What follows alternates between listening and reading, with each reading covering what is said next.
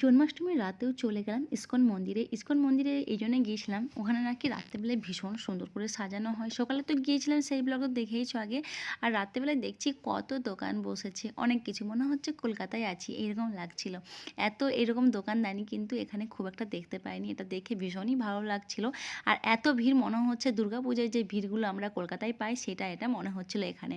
তো যাই হোক, ওখানে যখন এই ভিড় ঠেলে আমরা যাচ্ছিলাম যে শ্রীকৃষ্ণের কাছে, তখন তো মানে এত সুন্দর লাগছিল, কত রাধিকাকে দেখছিলাম, শ্রীকৃষ্ণকে দেখছিলাম, আর এত সুন্দরভাবে সাজিয়েছিল ইসকন মন্দিরটা।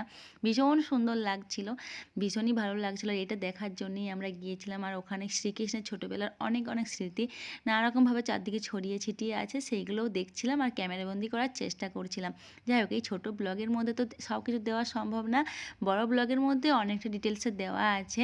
আর এখানে মোটামুটি বেশি টাইম থাকা যাবে না, জাস্ট দেখে দর্শন করে সাথে সাথে